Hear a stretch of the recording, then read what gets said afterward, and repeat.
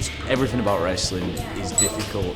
I'd like to see anybody who isn't trained in professional wrestling getting into a wrestling ring and having a match which is a good match, or even just having a match in general is a lot more than what people think it is.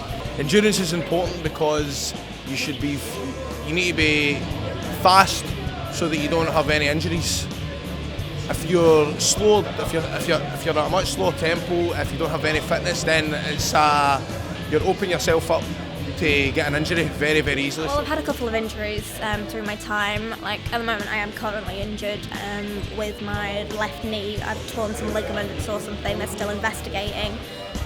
Although I did wrestle with a separated shoulder. If you just look at some of the Hall of Fame in WWE, so I mean, they're not in the best condition now when they get to like 50, 60 years old, because that's week in and week out taking bumps every single night. Yeah, so I mean, if you watch wrestling and you understand wrestling, I mean, you understand the risks that are involved. Risk? Oh boy, it's a risky sport. It's definitely risky. I mean, I've snapped my kneecap twice. One of my tag team partners, he's broken his collarbone. There's a lot of risk, and a lot of injuries come from wrestling. It's a physical sport. A lot of people think that wrestling's not real. Challenge anybody to come down and take a look for themselves, but wrestling is not fair by a long shot. Yeah, taking big moves like knocks the wind out of you. It's just impact. You know, like a wrestling ring is pretty much just a boxing ring, but just elevated.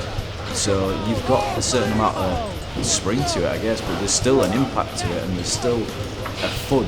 You can't get away from that. Well, right now, I've just been training. Well, just now, I've been doing training for 2 hours straight.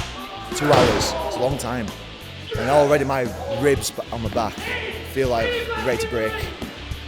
My lungs feel a bit punctured. Obviously, the safety is number one, because I don't want anybody breaking their neck, mine or my opponents. I've got a pal that's suffering, that's just coming back for a broken neck, and I know how it affects people. I know it's probably the worst injury to ever happen, so it's obviously going through my mind each time. On the 21st of December, I suffered a concussion at the hands of Rampage Brown. He gave me one power bomb, picked me back up again, and gave me another one. I landed on the back of my head and got knocked out. It was a pretty scary moment for me, but it was also a scary moment for my girlfriend as well, who was watching at the time. But at the end of the day, that's just wrestling, and that's just what happens, you know. Like, I wouldn't have it any other way, really. Like, it adds a legitimacy. Yes, there's showbiz in there. Yes, there's entertainment in there.